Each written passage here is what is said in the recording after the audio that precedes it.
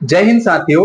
आज हम ट्रम्प के नए पीस ट्रीटी प्लान के बारे में बात करेंगे। क्या ये पीस प्लान पैलेस्टीन और इजराइल के कॉन्फ्लिक्ट का आखिरी चैप्टर होगा? सालों की सफरिंग और इनजस्टिस के बाद क्या सच में पैलेस्टीन में पीस कायम होगा? क्या ट्रम्प के इस नए पीस एग्रीमेंट में पैलेस्टीन के लोगों को पूरी तरह अपना हक मिलेगा, या फिर ये ट्रीटी भी किसी और ट्रीटी की तरह बस एक कागजी कहानी है?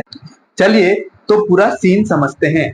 इजराइल और पैलेस्टीन का लड़ाई आज नया नहीं, ये बहुत सालों से चलता आ रहा है। लेकिन पैलेस्टीन के लोगों की सफरिंग कभी कम नहीं हुई। लेकिन इस लड़ाई में पैलेस्टीन के लोगों की सफरिंग कभी खत्म नहीं हुई।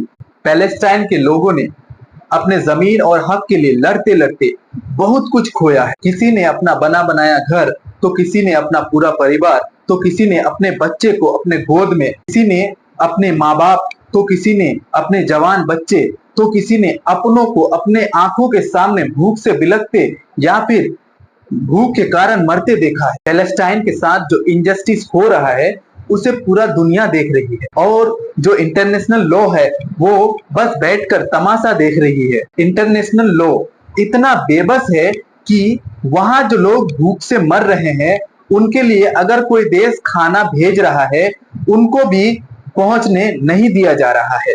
बेसिक ह्यूमन राइट्स के लिए अगर इंटरनेशनल लॉ कुछ नहीं कर पा रही है तो फिर इंटरनेशनल लॉ बनाने का क्या फायदा? इस बीच ट्रम्प का ये पीस ट्रीटी पैलेस्टाइन के लोगों के लिए एक उम्मीद की किरण हो सकती है। इस ट्रीटी के मुताबिक सबसे पहले पैलेस्टाइन से इजरायली सोल्जर्स को हटाया जाए, और इस ट्रीटी के साइन होने के 72 घंटे के अंदर दोनों देशों को अपने अपने कैदियों को रिहा करना पड़ेगा। इजराइल के पास जो 1900 प्रिजनर है उनको भी रिहा करना पड़ेगा, खास करके महिलाएं और बच्चे। पैलेस्टाइन का कंट्रोल पैलेस्टाइन के टेक्नोक्रेट्स के हाथों में होगा, लेकिन ट्रम्प के द्वारा उसकी निगरानी की जाएगी। हमास के लीडर अगर इस पीस ट्रीटी में मदद करेंगे तो उन्हें पैलेस्टाइन से बाहर जाने के लिए फ्री पैसेज मिलेंगे। इससे पहले उन्हें अपना हथियार छोड़ना पड़ेगा।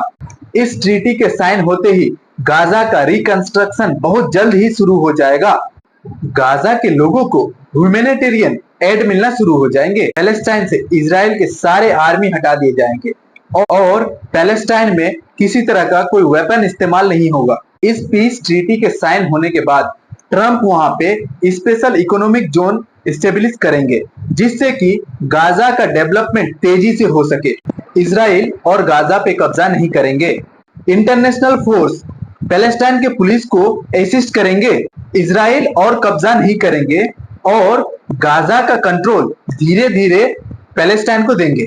इस पीस ट्रीटी एग्रीमेंट के मुताबिक हमास के किसी भी लोग को पैलेस्टाइन के गवर्नमेंट में कोई रोल नहीं मिलेगा, और हमास ग्रुप के लोगों को अपना सारा वेपन डिस्ट्रॉय करना पड़ेगा। हमास अगर इस ट्रीटी को मानने में लेट करता है तो भी गाजा का रिफॉर्म इंटरनेशनल लॉ के सुपरविजन में शुरू होगा। हमास ने कहा कि वे अपने लोग और अपने जमीन के लिए लड़ते रहेंगे जब तक उनकी मांग पूरी ना हो जाती।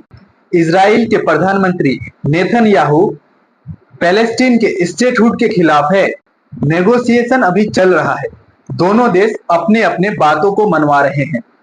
देखते हैं आगे क्या होता है। दुनिया के बहुत सारे लोग इस ट्रीटी प्लान को सपोर्ट कर रहे हैं, लेकिन बहुत लोग कहते हैं कि पैलेस्टाइन को बिना स्टेटहुड दिए ये प्लान अधूरा है।